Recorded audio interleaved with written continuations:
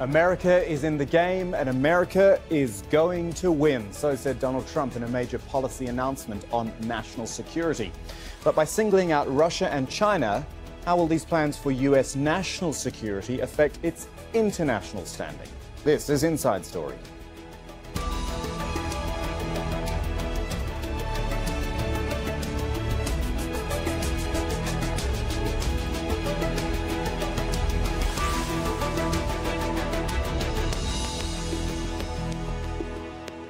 Hello everyone, I'm Kamal Santamaria. We know it is all about America first, but Donald Trump's latest announcement on national security has showed he still has a wary eye on the international stage, most notably China and Russia. Yes, Iran and North Korea are still seen as threats, but China and Russia, Trump says they are competition. This was all part of the unveiling of Trump's national security strategy in a speech in Washington on Monday. In it, he criticised past administrations for not looking out for the interests of American citizens and made it clear that his way forward would involve competing with other countries rather than cooperating with them as much. In the president's own words, quote, "We will stand up for ourselves and we will stand up for our country like we have never stood up before." But in putting America first, other countries were also put on notice. Here is Donald Trump on China and Russia.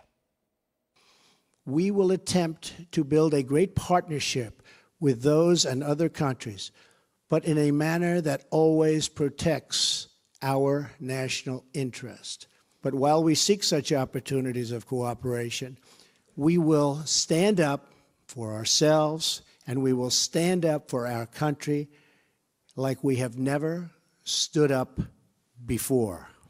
We are all willing to work with the US to build a strong, stable and sound bilateral economic relationship. It is in line with the two countries' interests and the expectation of the international community.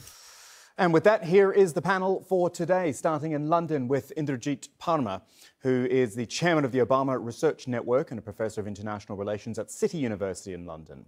In Birmingham, Scott Lucas, a professor of international politics at the University of Birmingham. And in Lubbock, Texas, Oliver McGee, a professor at Texas Tech University, a former assistant secretary for transportation. Gentlemen, we welcome all three of you to Inside Story. And what I sometimes like to do on this program is start with one question to all of you and just get a quick fire response from each of you. So that question basically is, was there anything notably different in this speech, given that it was a policy speech, it was a strategy speech, or was it a continuation of the campaign rhetoric? Indrajit, we'll start with you.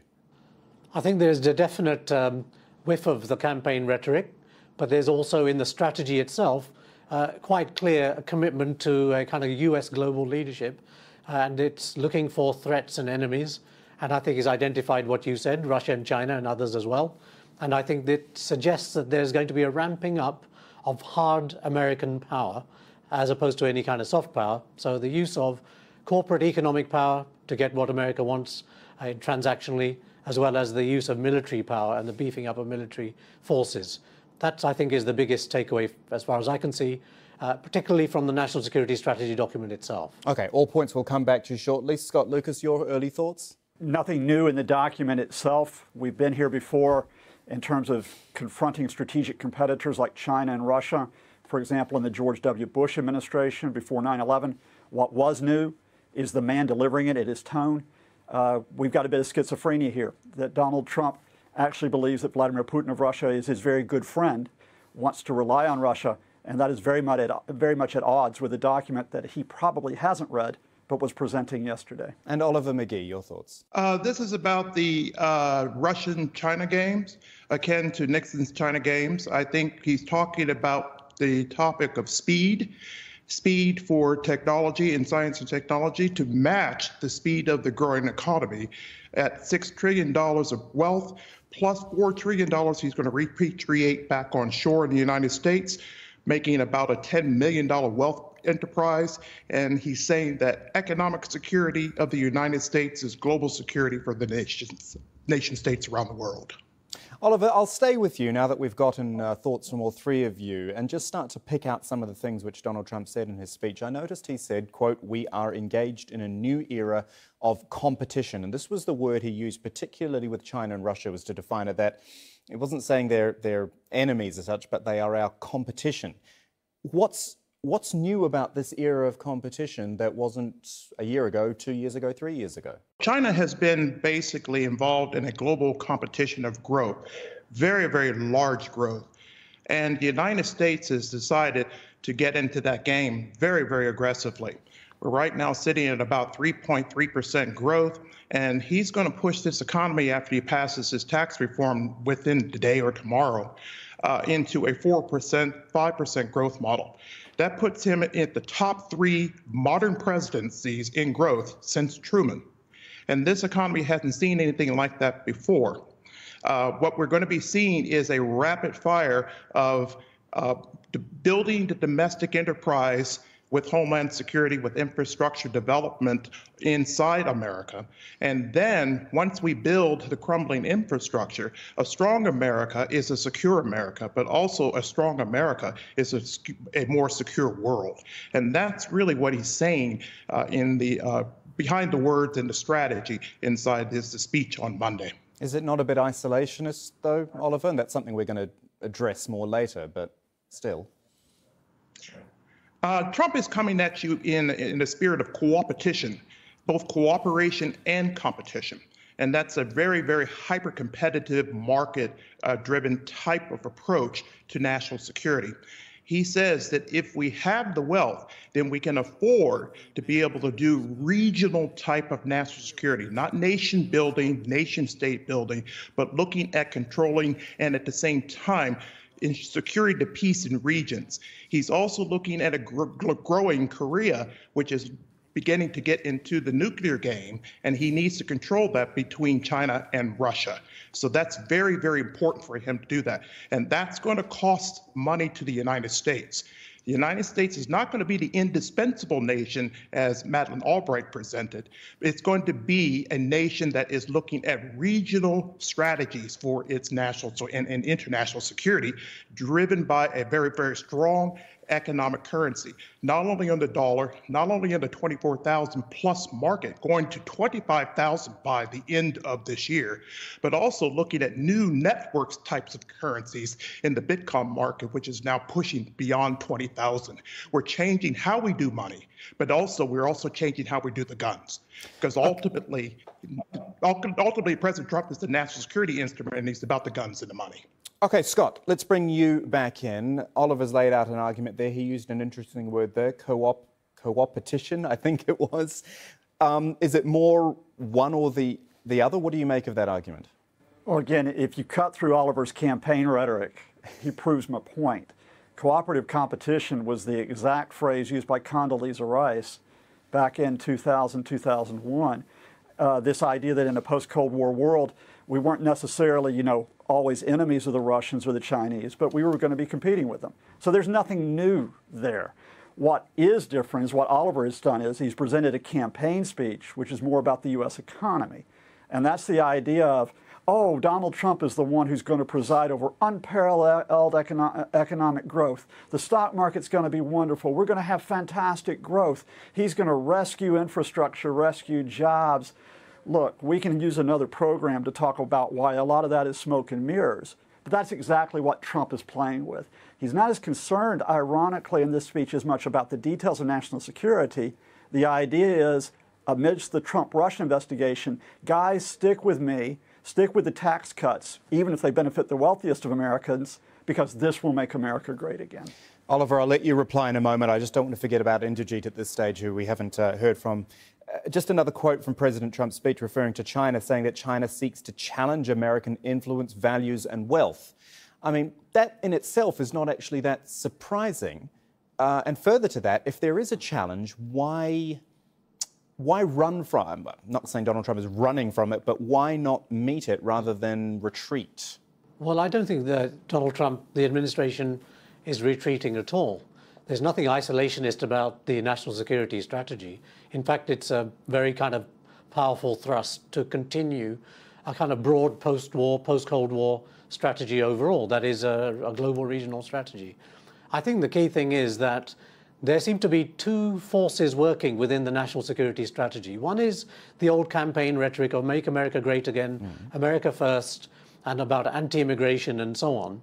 But the second one is, I think, appears to be authored by somebody like General McMaster, which is basically the old strategy that conservative nationalists have championed for a long time. And that is the use of American strength in order to sort of maintain their vital interests. And clearly, China has been a competitor for some time. There's also been a lot of cooperation with the United States for a long time. I think the feeling is that Trump is trying to differentiate himself very significantly from his predecessors, and the campaign style of the national security strategy suggests that. But the underlying basic points being made, and the only thing which is really different, you could say, is there's no mention of soft power, very large amounts of hard power. And I think that, even if there's not much new there, it's a little bit more kind of open than it has been in the past.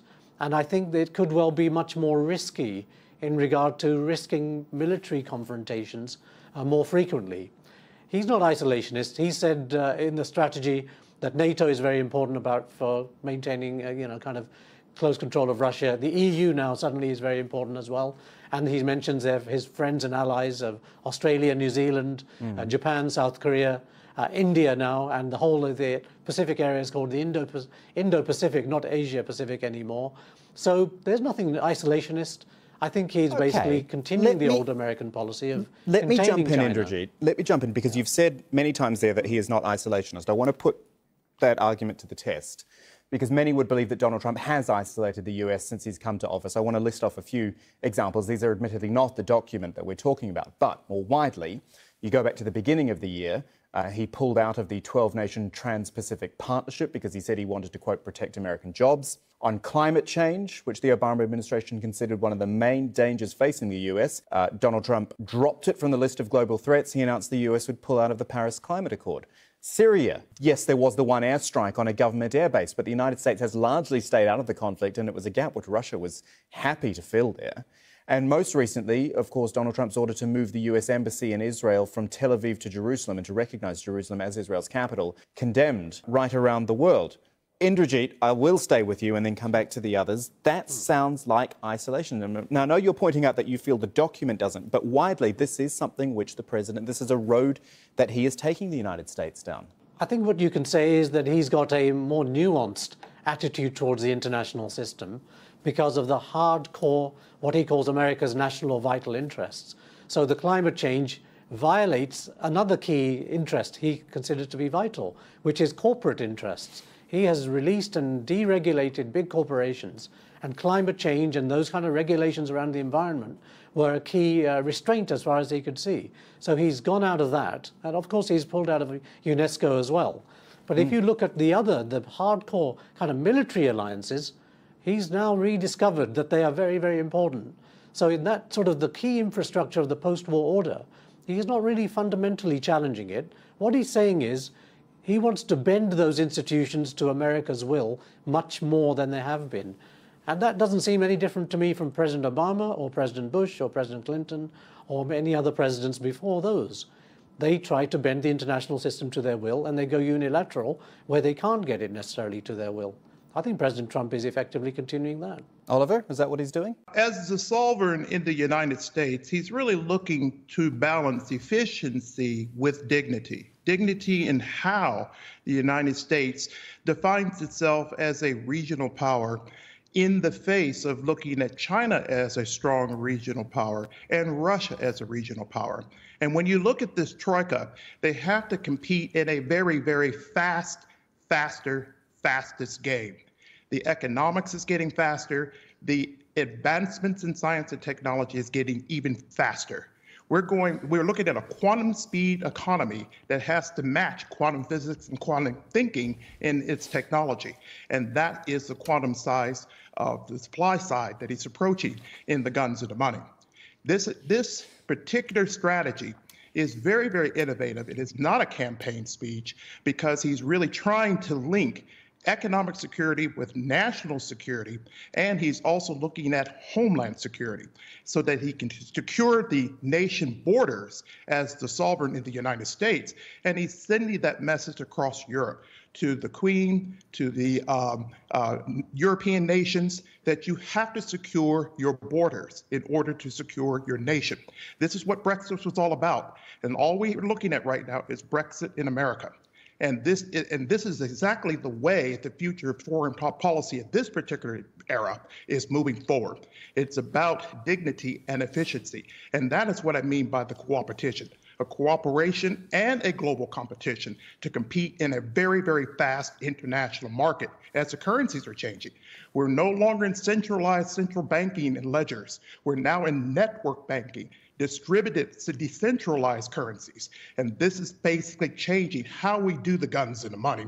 And that's what that national security strategy yesterday was all about. Okay, borders, going to come back to that later on. I do want to just pause for a second and think about Russia. We've talked about China already.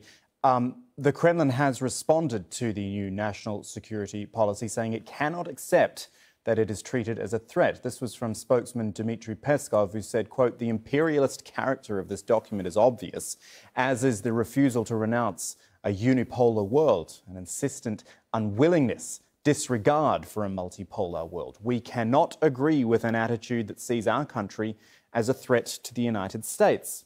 Scott Lucas, I think it was you who said this earlier, said that Donald Trump is under a misconception, I think it was, that he is, that President Trump is his friend. And yet there's a statement like that as well. Frenemies? Is this where we are with Russia? No, where Russia is they're trying to exploit that schizophrenia that I talked about between the document and Donald Trump personally. And that is the document, and Inderjeet's quite right here, is trying to return to that idea of trying to confront Russia, not only politically, militarily, economically, but in the cyberspace of the 21st century. It even talks about Russia intervening in the 2016 election, which of course they did. Donald Trump, however, and he said this again yesterday, considers Vladimir Putin to be a friend. Twice in the past week, the Kremlin and the White House have put out phone calls about Putin and Trump cooperating with each other. So what the Kremlin's trying to do is say, no, no, no, no. Donald, we're working with you. We know that you're innocent of any type of collusion with us last year. Don't worry about your national security advisors who may want to take a harder line. You just keep counting on us as your buddy. That's the way they'll try to play this in the next day or two. And we have to see where this goes. Because again, I repeat to you, Trump didn't read this document. For whatever, Oliver's given it a gloss, but Trump just simply wanted to say, make America great again. I'm great for the economy. He doesn't know the details. The Chinese will do the same thing, by the way. They'll try to exploit a difference between Trump and his advisors to try to work America. We're going to see, in other words, a lot of maneuvering around this document in the next week or two. So who do we listen to then, Scott, on the Russia issue, at least from the US side? I think I've actually discussed this with you in a previous interview on Al Jazeera News, the idea of what Trump says versus what, quote unquote, the administration says or the other people around him or the document says. What's going to be the official line on Russia then? Almost every country, every embassy, every foreign office in the world will be asking that same question, Kamal, and trying to get an answer. And that is, if you talk not just about Russia, but about China or about NATO or the Middle East, do you rely on Trump or his son-in-law, Jared Kushner, or other White House advisors, or do you rely on the Pentagon and the State Department? The fact is right now is that the State Department, the Pentagon, National Security Council are trying to contain Trump. Just don't do anything stupid. Don't threaten war with North Korea. As long as they can keep Trump roped in, then they can proceed. But if he goes off the wall on social media or in a speech, we're back to that question of uncertainty and unpredictability, whatever you have in a supposed national security strategy. Gentlemen, I want to talk about legacy as well. I know it's a very cliched sort of term, but every president's legacy does get discussed at some point. Inderjeet, if I start with you, be it another 3 years from now, if that's all Donald Trump has left in office, or be it another 7 years, which he could potentially have, how difficult or how big an issue is it going to be to sort of, if the next president wants to, undo some of this? Because this all is major stuff and going back on agreements, these are the ones I pointed out before, which the US had committed itself to. I don't see a fundamental break with the past, and I don't think, therefore, that the sort of nuances or small changes which President Trump has trumpeted will necessarily be that difficult. My big problem, I think, really, is the degree to which the Trump administration, with this greater level of militarism and greater level of hard economic power, I think is going to make the world a bit more of a dangerous place, and therefore effectively threaten peace. I think that's the big thing. And if that sort of rhetoric and the policies behind it to increase military spending, to put far more sort of military installations and boost the military, as he says they should be military, the US military should overmatch any competitor such that the sons and daughters of America never have to have a fair fight with anyone. If that carries on, I think there is a threat to peace. And I think that is the biggest problem. That you cannot undo very easily at all. And I think he's ramping up the military kind of tensions much more than his predecessors. But I think had Hillary Clinton won in 2016, I'm not sure that she would have done anything very, very differently. Maybe the rhetoric would have been different. But I think the ramping up of American military power, which the people were very critical of Obama for, I think that would have carried on. Scott Lucas, Indrajit's argument is interesting, and I've been interested to hear him repeatedly saying this, that he doesn't feel all the things we're talking about are actually a major a departure from previous US policy. If that's the case, then are we maybe overstating all of this? And again, as I said, when we come to legacy and all that, maybe it isn't that much of a change. No, I have to disagree with my friend Indrajit here. I think in substance, I agree with some of what he says, and that is that the question of U.S. power, whether it be military or economic or political, that's an ongoing question. But I think there's two major differences here. One is that the United States is in a much different position than it was 10, 20 years ago. It doesn't call the shots. Indeed, I think in areas like the Middle East, the U.S. isn't even the central power in play. Might be a Russia, might be an Iran, might be a Saudi Arabia, for example. But here's the big distinction I would make, and that is that Donald Trump personally, and he can take credit for this, has really damaged American credibility in the eyes of so many people around the world. He's damaged it in part because of his policies, and Oliver actually was endorsing these earlier, anti-immigration policies, the Muslim ban, for example. He's damaged them through unpredictable statements, chaotic statements, threatening military action. And it's no secret, or it's no surprise that the national security strategy doesn't really talk about American soft power that much, because Donald Trump has really torn apart that very important notion of soft power. And here's the irony. Because Trump is so unpredictable, unreliable, many other countries will use their soft power. China, Russia, Brazil, India, South Africa, the European Union, to say, you can't count on Washington anymore. You got to look at us. We got to work together, not with Washington necessarily, but despite Washington, because of that guy in the White House. Oliver, Indrajit and Scott are at opposing ends of the spectrum, pretty much. So where do you sit there on this argument? I think this strategy, like all of Donald Trump's strategies right now, is about moving America from values to storytelling and ultimately into wealth. This is about democracy, markets, communications and technology, liberty, efficiency, communities, and equality. Those are 8 values that everyone can get behind.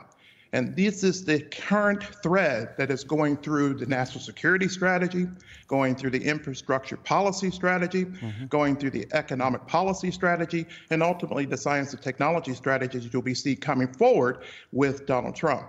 If you shape America's storytelling around its core values, which is America first right now, then that is a break from the past.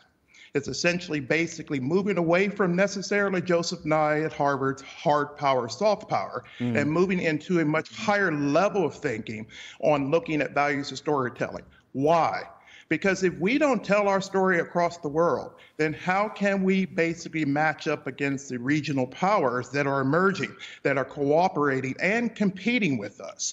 We have to be able to tell America's story because because ultimately Reagan was the great communicator. Donald Trump is the media innovator. And so he has to use the new innovations in media to be able to tell those stories very properly. Oliver McGee, Scott Lucas, Indrajit Palmer, we're all out of time, but I thank you so much for your time. Thank you for joining us for Inside Story. And as ever, thank you for joining us as well. You can see this program again anytime by visiting our website at aljazeera.com. You can head online for more discussion as well at facebook.com/AJ Inside Story. On Twitter as well, join the conversation. Our handle is at AJ Inside Story. I'm at Kamal AJE.